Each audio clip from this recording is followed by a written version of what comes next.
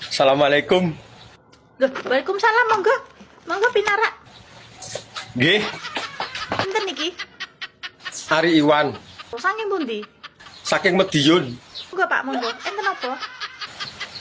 Lampahe kula mriki wau enten damele sekedhik. Badhe ngejak nyambut damel. Oh, badhe ngejak kula kerja. Nggih, niku mawon nek jenengan kersa. Teng pundi? Ten kafe, Mbak. Kafe ning jenengan. Nggih, kinten-kinten pripun? Mboten napa-napa. Pokoke aku cocok regane langsung angkut. Tapi nek saged minggu niki nggih. Tapi nek minggu ini nggak bisa ya Pak, aku full day. Nggih, ini tadi aku baru pulang aja langsung beke anduk, engko balik nih Pak, job. Job napa niku? Yo ngelsi to Pak, apa maneh iso aku yo mau murut tok to Pak. Mboten napa-napa. Sing penting oleh kaya. Rokok Pak. Matur suwun, kula pun beto ki Mbak. Oh, beto piye Mbak? Waduh, Bos Elsi, Bos Purul rokoknya junior rek. Ya ora apa-apa, sing penting metu keloke ya. Rokok yo Surya 18 to Pak nggih.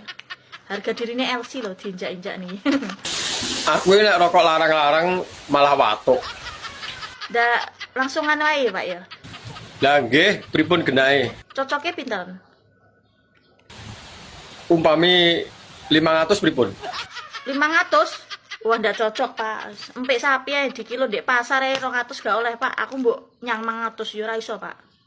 Lah gur mepleh-mepleh 500 pada yo akeh kok piye. Yo tambahi to. Nek 1000 piye? Ki wis tak tambahi separo lho. 1000 yo setengah badan, Pak. Gak ono saiki duit-duit saya wis dilepeh, Pak, karo LC gak enek. Lah dalah kok angel men to nyang-nyangane. Wis ngene 1500, Pak. Oh, yo wis tak kancani ngene. Piye? Ya wis ora apa-apa. Tapi minggu iki to. Tanggal ini nggak bisa, Pak, aku. Tanggal 25. 2 minggu kemudian, tanggal 25. Tapi tenan lho ya, engko kadung dijaga nih ya tibake ra iso. Oke ya, deal ya. 1500 1 jam ya. Ruang full AC. Iya. Oke, siap. Nggih pun ngoten mawon tak nyuwun pamit riyen. Nggih.